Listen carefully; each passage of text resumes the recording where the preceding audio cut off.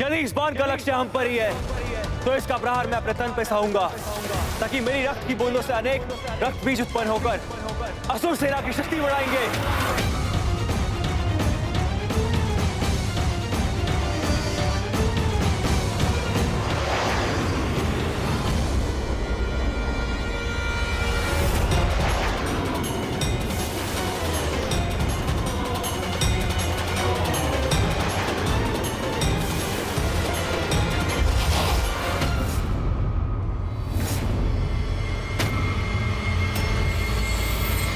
मुझे क्षमा करना गणेश। क्रोध के प्रभाव में अपना धैर्य खो बैठा था मैं।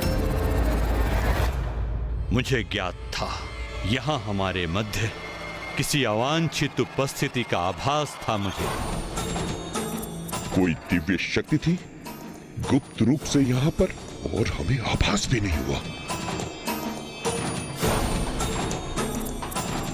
हमारी पताका खंडित कर दी उस शक्ति ने। अपमान किया है असुर शक्ति का। कदाचित असुरों पर संकट का संकेत है ये। आप इतने चिंतित क्यों हैं असुर गुरु?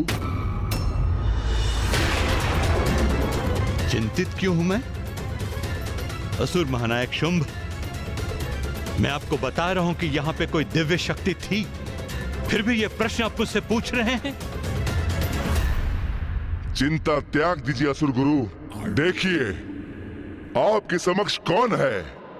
मैं शुंभ, सर्वशक्तिशाली शुंभ, जिसे आपने अभी असुरों का महानायक घोषित किया है। असुर गुरु, मैं अकेला नहीं हूं। मेरे पराक्रमी सेनापतियों और योद्धाओं का साथ मुझे प्राप्त हुआ है।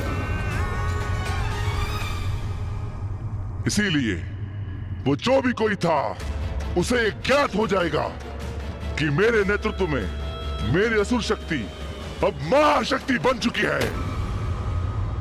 छिपकर हम असुरों पर घात करना ये देवताओं के ही लक्षण है भ्राता। हमें लगता है ये भी किसी देवता का ही छल है। छल और बल में भारी तो बल ही पड़ेगा भ्राता निशुंभ। एक बाण से हम भयभीत नहीं होंगे।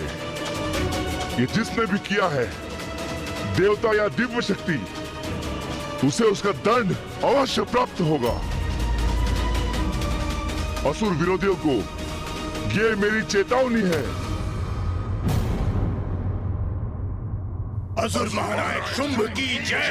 असुर महानायक शुंभ की जय। असुर महानायक शुंभ की जय। शुंभ का आत्मविश्वास सराहनीय है, किंतु मेरी चिंता तो तभी शांत होगी जब देवासुर संग्राम में देवता पराजित होंगे।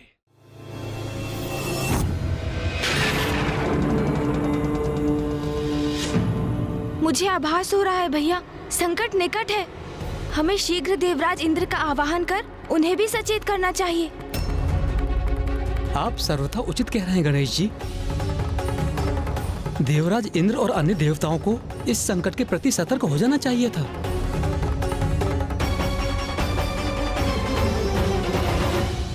देवराज इंद्र, मैं प्रथम पूज्य गणेश आपसे एक अत्यंत महत्वपूर्ण विषय पर विचार विमर्श करने हेतु आपका आवाहन करता हूँ। प्रथम पूज्य गणेश जी, कुमार कार्तिकेय और ऋषि मार्कंडे, आप सभी को मेरा प्रणाम। प्रणाम देवराज। प्रणाम देवराज। गणेश जी, आप कुमार कार्तिकेय और ऋषि मार्कंडे के साथ अभी तक यहीं पर स्थित हैं। मेरा तो अनुमान था कि आप अब तक लौट गए होंगे।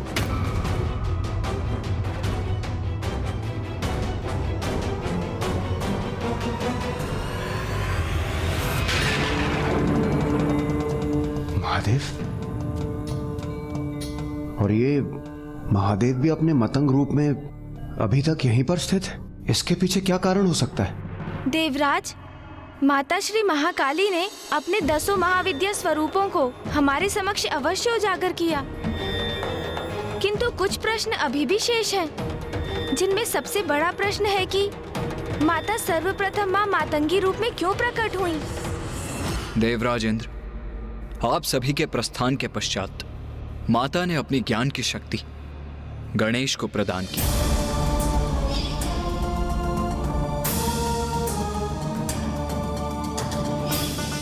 और अपनी आगे की शेष कथा बताने का दायित्व भी उसे सौंपकर वो अचानक अंतर्ध्यान हो गई। उनके अंतर्ध्यान होने के उपरांत हम महादेव से ज्ञात करने यहाँ पहुंचे कि माता एकाएक कहाँ चली गईं, किंतु यहाँ पाया कि महादेव अभी भी ध्यान में लीन हैं।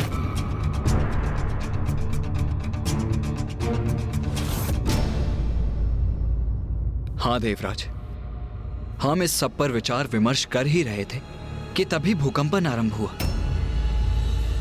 और जैसे ही हम उसका स्रोत ढूंढने निकले तो इसके परिणाम स्वरूप हमारे समक्ष एक और बड़ा रहस्य उजागर हुआ। रहस्य? हाँ देवराज, देवताओं के विरुद्ध असुर पुनः संगठित हो चुके हैं। अब असुर शक्ति के उदय का समय आ गया है। अब बहुत हुई पराजय, अब जय होगी असुरों की। इस सम्मेलन में एक नहीं अपितु अनेक शक्तिशाली असुरों ने अपनी शक्ति का प्रदर्शन किया।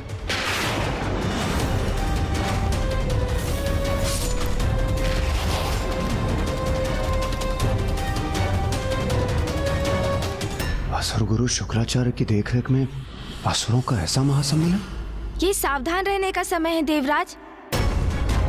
संकट समक्ष है हमारे, क्योंकि भयंकर बलशाली असुरों समेत शुंभ और निशुंभ का भी उदय हो चुका है।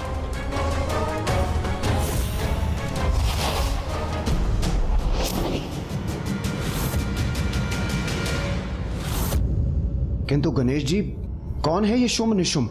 नमूची के भ्राता है ये दोनों शुंभ निशुंभ। वही नमूची इंद्रदेव जिसका वध आपने सागर के फेन से किया था।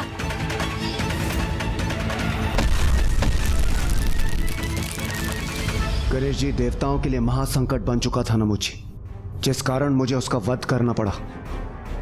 हमारा घोर शत्रु था वो। और अब उसी नमूची के भ्राता देवताओं के लिए और भी घोर शत्रुता का भाव लेकर उसकी मृत्यु का प्रतिशोध लेने प्रस्तुत हुए हैं। हमें ज्ञात करना होगा कि इन असुरों की मंशा क्या है, क्या चाहते हैं ये। गणेश जी, लालच तो असुरों की प्रवृत्ति है। उन्हें कितना भी क्यों न प्राप्त हो जाए, वो सदैव स्वर्ग पर अपना घात लगाए रहते हैं। स्वर्ग को हमसे छीनकर वहां अपना आधिपत्य स्थापित करना चाहते हैं। गणेश जी, इससे पूर्व की शुंभ निशुंभ हमारे लिए कोई संकट उत्पन्न करे, हमें ही उन पर आक्रमण कर उन्हें कुचल देना चाहिए। गणेश जी, कदाचित आपने यही सुझाव देने मुझे यहाँ बुलवाया होगा, किंतु गणेश जी आप चिंता मत कीजिए। मैं देव सेना को एकत्रित कर शुंभ निशुंभ के विनाश को सुनिश्चित करता हूँ। देवराज, इतना सरल नहीं है उन असुरों का विनाश। इतना सहज नहीं है इस समस्या का समाधान। सेनापति कुमार कार्तिकेय, मैं कुछ समझा नहीं। आपके नेतृत्व में देव सेना इन दुष्टों पर अवश्य विजय प्राप्त करेगी, मुझे पूर्ण विश्वास है। देवराज, शुंभ निशुंभ का वध एकमात्र माता के हाथों से ही संभव है। हाँ, ब्रह्मदेव का वरदान है इन्हें कि इनका अंत स्त्री शक्ति से ही हो सकता है।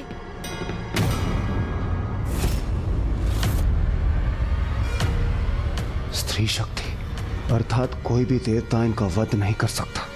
और जब तक माता स्वयं अपने प्रत्यक्ष दर्शन नहीं देती और इन असुरों से युद्ध कर उनका अंत नहीं करती, तब तक आपका सावधान रहना अति आवश्यक है।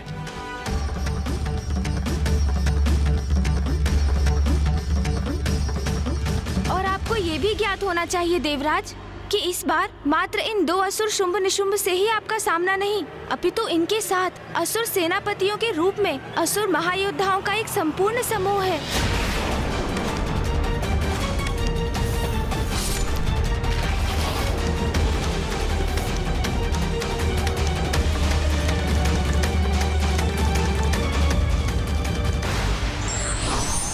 संकट आने के पूर्व उसके समाधान पर विचार करना ही बुद्धिमानी है।